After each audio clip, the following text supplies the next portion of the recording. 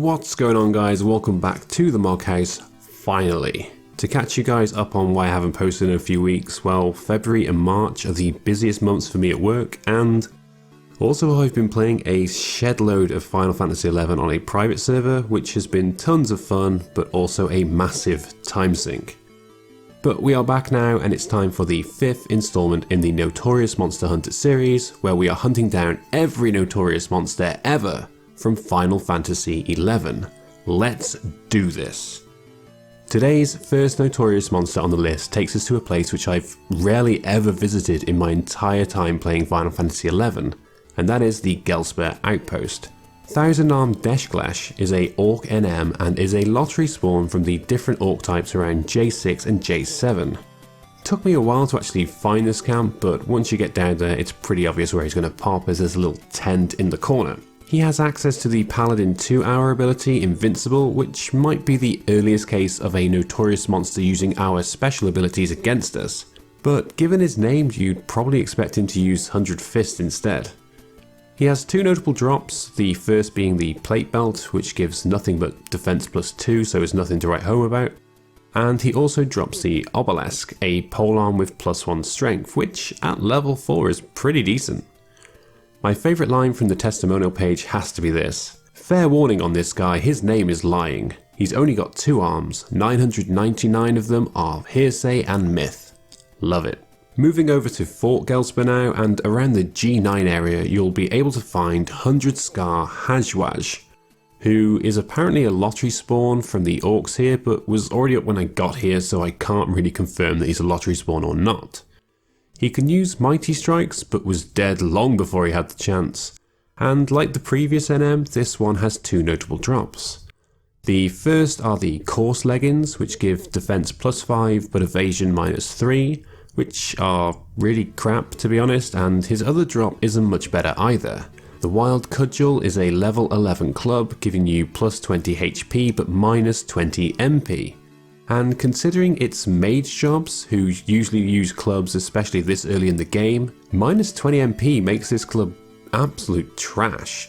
Which probably explains why there are 0 entries in the testimonials, so I'll write my own. Moving on to the third NM, and this one is one of my absolute favourites, but not for the reasons you'd expect.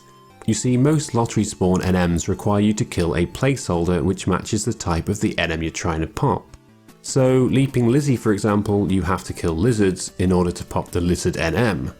But over in Palbra Mines you'll find Boogie Howlblade, who is less funky than his name suggests, and he is a Quiddav NM that is a lottery pop from Copper Beetles around I7 on the 2nd floor. Not sure what the correlation is there, but I just find that fantastic for some reason.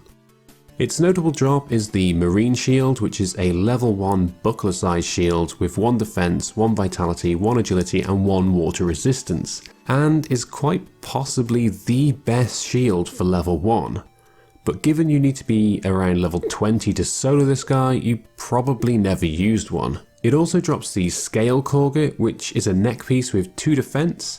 Neck pieces are few and far between at this level, so this isn't as bad as it looks, as, well, it's better than nothing I guess.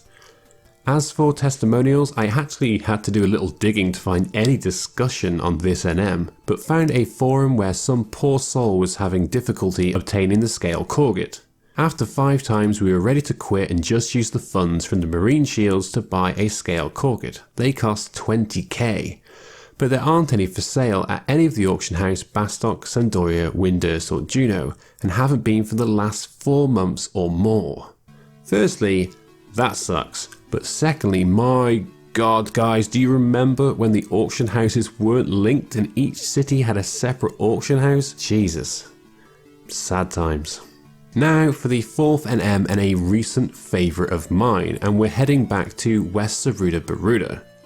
Having recently played on a classic level 75 cap server, this NM was on my hit list from the moment we arrived. Nunyanunk is a lottery spawn from the Carrion Crows around the H5, H6 and I5 area.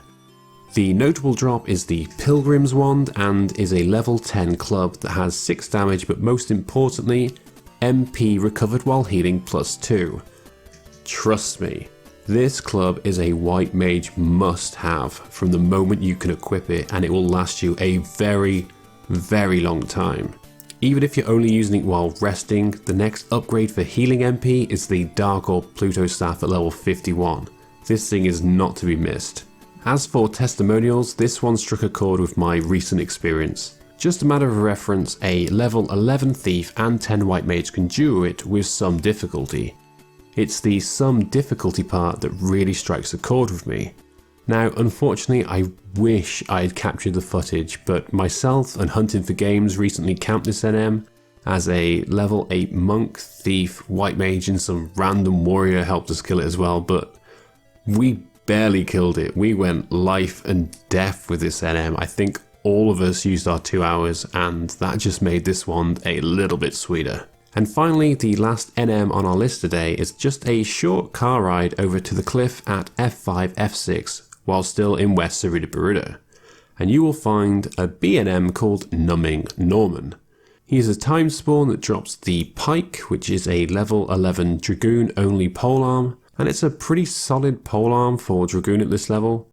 But really there isn't much I can say about this guy apart from how cool the NM's name is. And there wasn't any testimonials either, so this has been a pretty crap way to end the video. So I guess we'll end it with a random new outro instead.